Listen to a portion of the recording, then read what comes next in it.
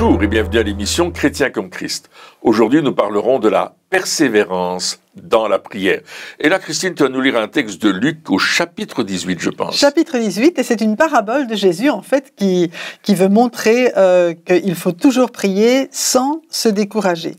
Et il dit, il y avait dans une ville un juge qui ne craignait pas Dieu et qui n'avait d'égard pour personne. Il y avait aussi dans cette ville une veuve qui venait lui dire « Rends-moi justice contre ma partie adverse ».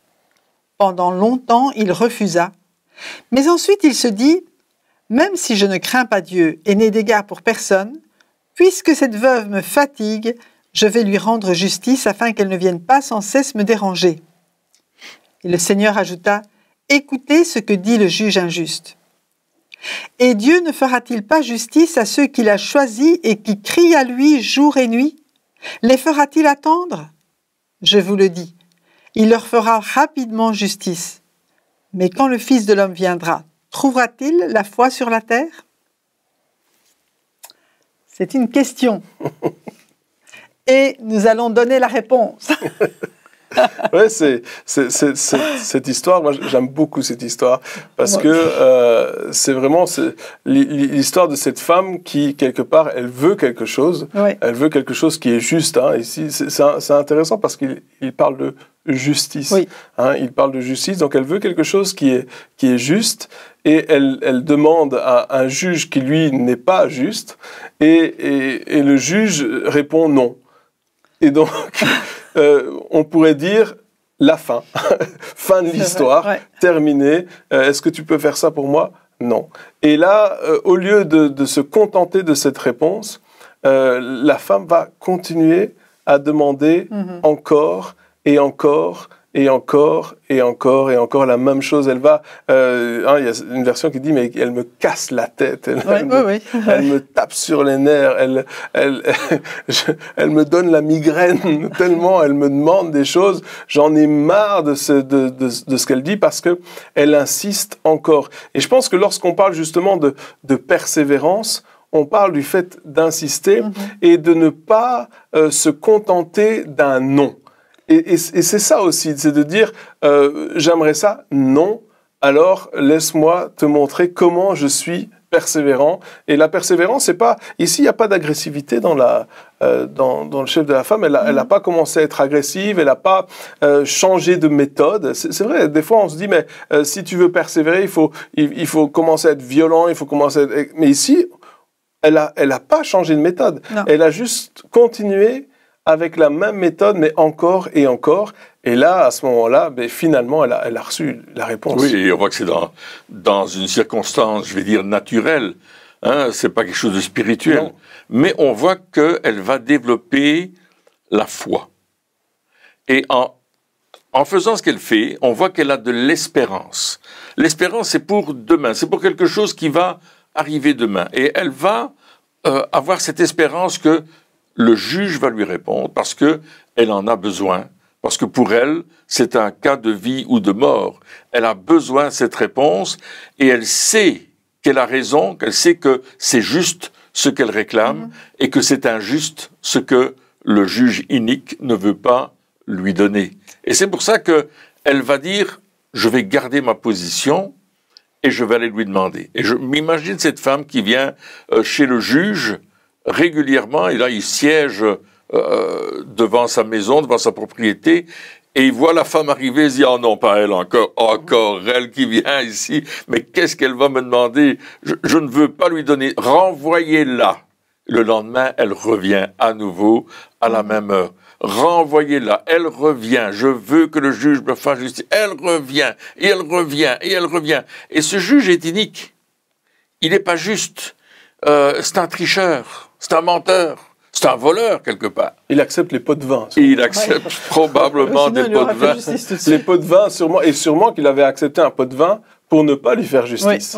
C'était sûrement qu'on lui avait dit, bon, elle, tu lui fais pas justice. Et elle a dit, ok, je prends l'argent et je lui ferai pas justice. C'est sûrement, il avait pris cette décision déjà de dire, jamais de la vie. Mais on voit que la persévérance va changer les circonstances. On voit que la persévérance de cette femme qui a absolument besoin d'être aidée et sauvée dans cette situation va l'amener à avoir une réponse positive, alors qu'elle a vécu des non pendant tout un temps, sans jamais avoir de réponse. Donc ça veut dire que la persévérance, elle est motivée par l'espérance, quelque part. C'est ça. En tout cas, ce qui est pas pratique chez cette femme aussi, c'est qu'elle sait que seul le juge peut l'aider. Elle n'a pas de plan B. Elle n'a pas d'autre moyen d'être secourue. Pas d'autre solution. Elle n'a pas d'autre solution. Donc, et ça, je pense que c'est important pour nous aussi de savoir que quand on s'adresse à Dieu, eh bien, il est le seul qui peut nous répondre. On n'a pas à chercher des moyens à gauche et à droite. Ah ben si Dieu me répond pas, c'est pas grave, j'allais trouver X ou Y. X ou Y, que je ne nommerai pas. Mais ici, non, elle s'est concentrée sur le juge, elle est revenue encore et encore. Et de la même manière, je pense que c'est pour nous, notre persévérance, c'est de savoir, mais il n'y a que Dieu qui peut être la solution à mon problème. Je ne peux pas aller chercher de solution ailleurs. Donc ça veut dire qu'on doit aussi abandonner quelque part nos plans B.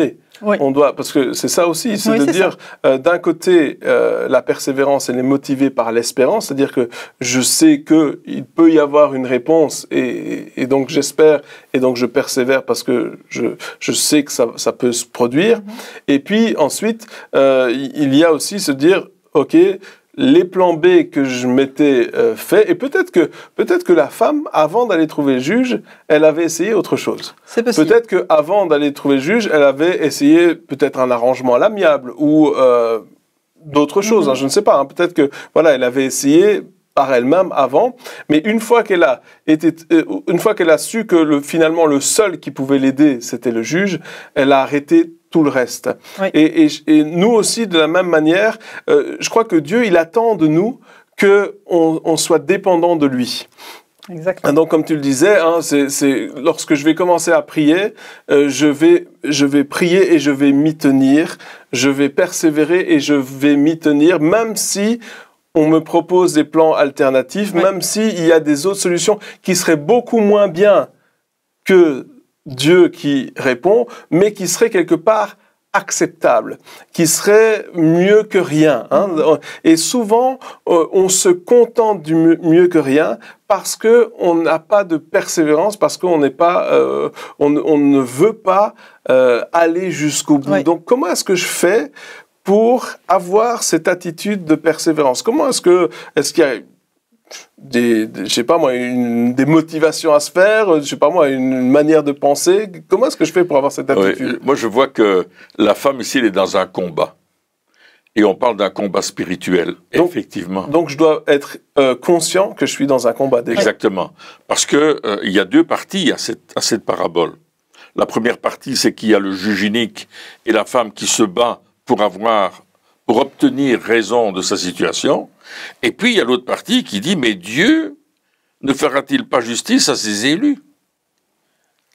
Qui crient à lui jour et nuit et tardera-t-il à tous égards? Donc, on voit qu'il y a une différence entre le monde inique et la réponse de Dieu. Et il dit, bien sûr, ces élus qui crient à lui jour et nuit. C'est-à-dire qu'il y a aussi cette persévérance qui est là, qui crie à Dieu, et on voit qu'il y a une bataille pour que la réponse arrive, et on voit ça dans le livre de Daniel, où il va jeûner, prier pendant 21 jours, et c'est seulement au 21e jour que l'ange va venir lui dire, ta prière a été entendue dès le premier jour, mais il y a eu un combat, et parce que tu as persévéré, j'ai pu arriver jusqu'à toi, te donner la réponse de Dieu. Donc plus que juste une histoire, quelque part, Jésus, il est en train de donner un mode de fonctionnement ou un concept qui fonctionne comme comme une loi, comme la semence et la récolte, qui fonctionne que on soit chrétien ou pas, que l'on soit spirituel ou pas. Il est en train de dire, mais si quelqu'un insiste, il va obtenir ce qu'il demande, peu importe ses croyances, c'est ça qu'il est en train de dire quelque part. Dans le naturel, ça fonctionne. C'est une loi qui fonctionne, et il dit, mais cette loi qui fonctionne dans le naturel fonctionne également dans le spirituel et encore mieux. C'est ça, parce que Dieu est un juste juge. Oui. Lui, il n'est pas un juge inique, il est un juste juge, et il l'entend, parce qu'il dit, mais il entend ces personnes qui crient à lui jour et nuit, il les entend, il nous entend, et il va faire justice, il va agir, et donc, il est en train de dire, oui, dans un certain contexte, il faut plus de persévérance, peut-être pendant plus longtemps, mais avec moi, je vous entends lorsque vous priez et je vais agir, parce qu'il est en train de dire, c'est moi qui agis. C'est pas vous qui allez agir, c'est moi qui vais agir lorsque vous demandez. Oui. Et c'est là qu'il met aussi l'insistance sur le fait, mais demandez, criez à moi, n'arrêtez pas de me demander, faites-moi confiance que quand vous criez à moi, je vous entends et je réponds. Et parfois, c'est vrai qu'on s'attend à ce que Dieu fasse des choses sans qu'on lui demande. Mais Dieu, il veut qu'on lui demande. Il veut vraiment que ce soit notre cœur qui soupire, mais qui s'attende à lui, pour, comme tu le disais, qu'il soit dépendant de lui.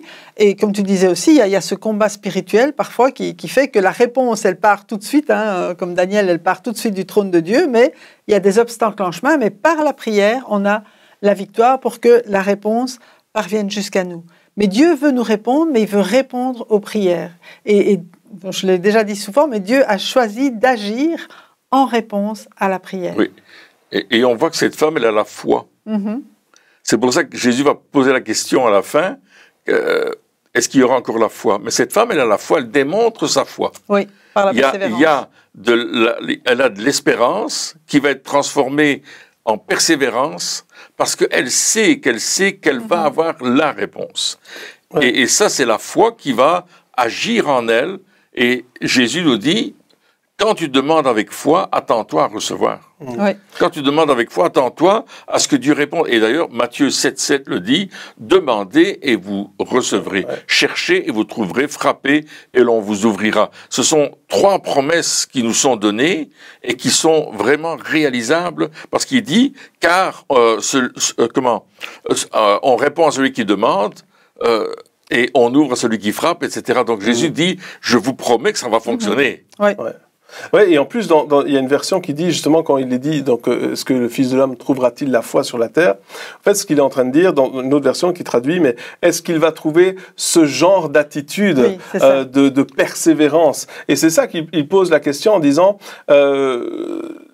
les gens ont persévéré jusqu'à maintenant, est-ce que vous allez oser continuer à persévérer? Ouais. Est-ce que vous allez comprendre le principe de la persévérance et est-ce que vous allez l'appliquer dans votre vie? Et des fois, on ne persévère pas parce que on a l'impression que on ennuie Dieu avec nos prières. Une des raisons pour lesquelles on pourrait arrêter de prier pour une chose, c'est de se dire, ah ben finalement, Dieu, ça l'ennuie que je lui demande encore, mais pas dans ce contexte. Dans ce contexte, il y a une différence entre dire je vais prier mais je ne suis pas sûr que Dieu veut répondre.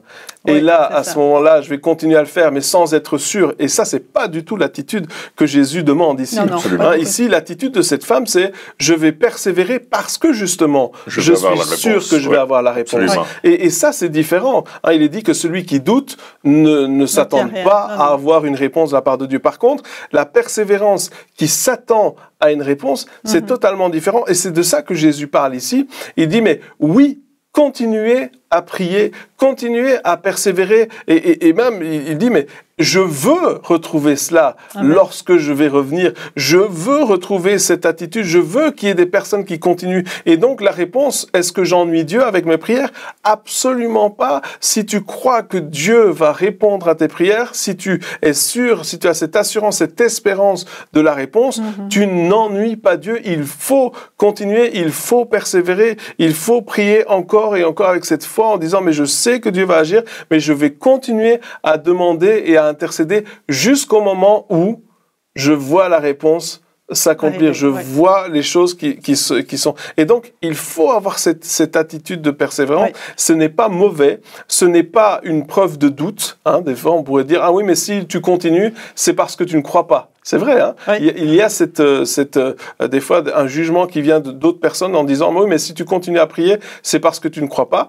Si c'est le cas, effectivement, si on prie parce qu'on ne croit pas, alors c'est à nous de changer d'attitude. Mais si on y croit, il faut continuer à prier. Et donc, Dieu aime la persévérance. Et ça, c'est quelque chose qui, aujourd'hui, il faut à nouveau l'enseigner, il faut en parler, hein, parce que c'est vraiment capital. On est dans une société presse-bouton, hein, je veux tout de suite, mais c'est pas comme ça que ça marche. Mais ce que tu avais dit tantôt, et toi aussi, elle réclamait justice. Donc, c'était quelque chose qui était pas seulement dans la capacité dans ce cas-là, dans le juge, qui veuille pas, c'est pas grave. Mais Dieu, quand on demande quelque chose qui est selon sa volonté, la Bible dit, nous avons cette assurance qui nous entend et qui nous répond. Parce que Dieu veut accomplir toutes ses promesses, toutes les promesses qu'il a écrites dans sa parole.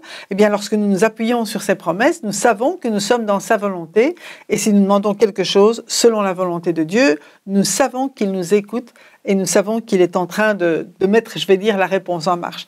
Alors, il y a des réponses qui prennent un peu plus de temps, ça on le sait, c'est pour ça qu'on a besoin de persévérance. Mais parfois, effectivement, comme tu le disais, on dit oui, Dieu est capable, mais est-ce que Dieu veut? Hein, et je sais que quand j'étais malade, c'était ma question. Je sais que Dieu peut me guérir, mais est-ce qu'il veut le faire?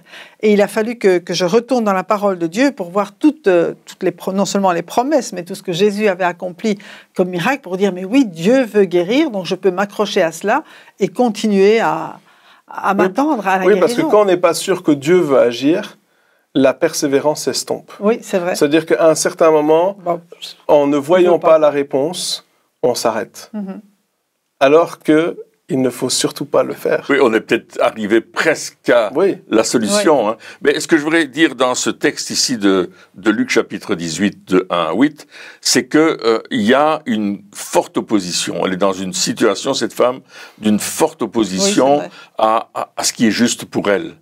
Et je pense que Jésus est en train de nous dire que plus le temps va avancer et proche de son retour, plus nous allons avoir ce type d'opposition et nous aurons besoin de ce type de persévérance, encore plus que de son temps à lui. Donc il est en train de nous dire, prépare-toi à persévérer dans la prière parce que tu vas obtenir ce pourquoi tu pries. Et dans l'épître aux Hébreux, au chapitre 11 et au verset 6, il dit que ceux qui s'approchent de Dieu doivent croire que Dieu existe et qu'il est le rémunérateur de ceux qui le cherchent. Donc à partir du moment où on va s'approcher de Dieu, on va s'attendre à la réponse. On va savoir que c'est Dieu qui va nous donner la réponse. Et c'est pourquoi, dans ce chapitre 11, qui est le chapitre de la foi, des héros de la foi, on va comprendre et on va croire Dieu pour ce qu'il va faire. On va dire, Seigneur, je sais que tu vas le faire, tu es le rémunérateur de ceux qui te cherchent, et on l'a dit tout à l'heure dans Matthieu 7, hein, cherchez et vous trouverez.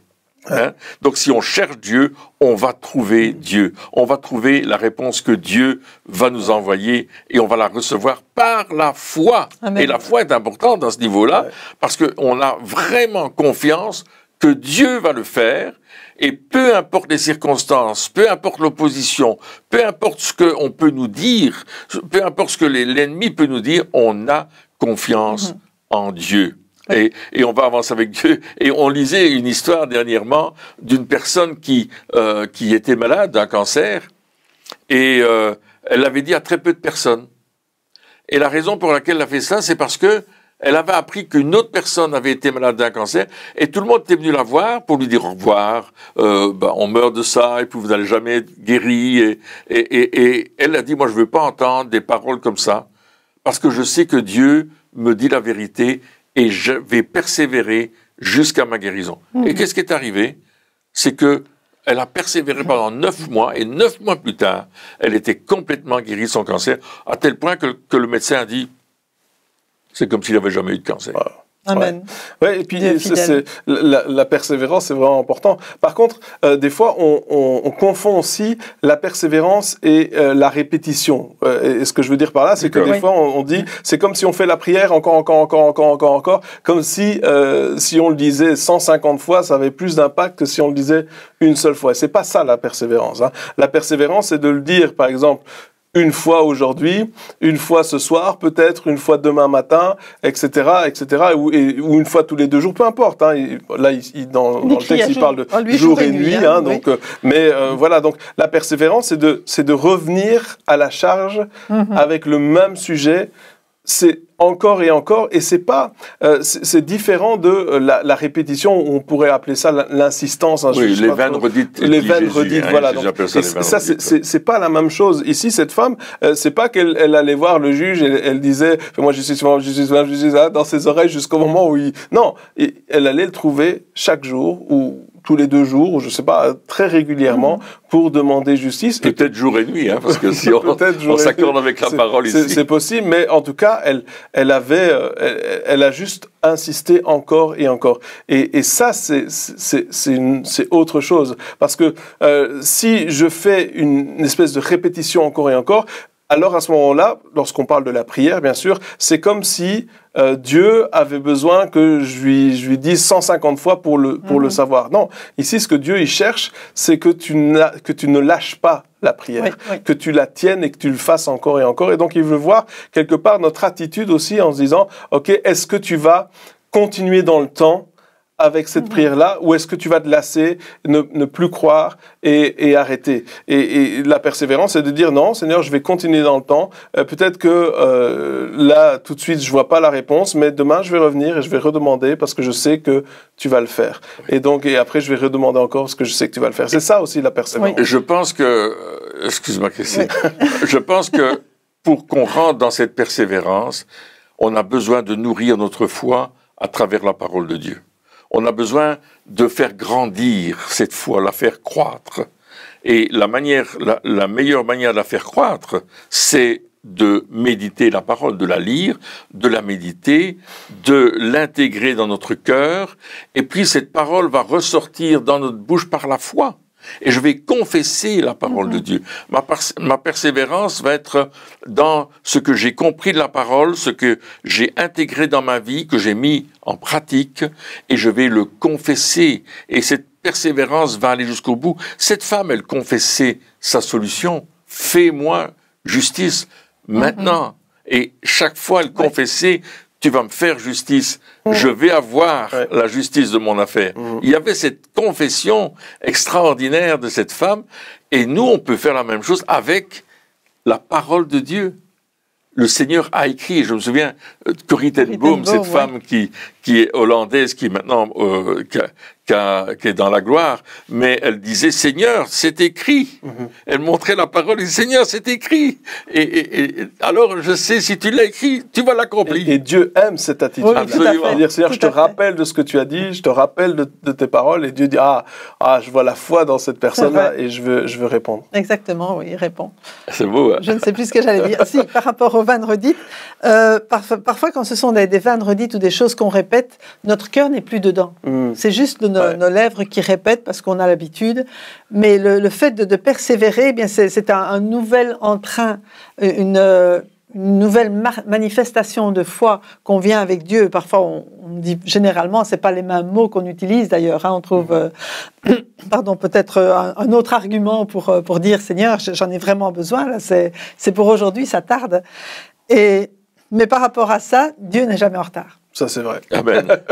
C'est extraordinaire. Nous, on veut que ce soit tout de suite, mais Dieu, il sait exactement le bon moment où il va être glorifié, où ça va nous faire le plus de bien aussi, la réponse.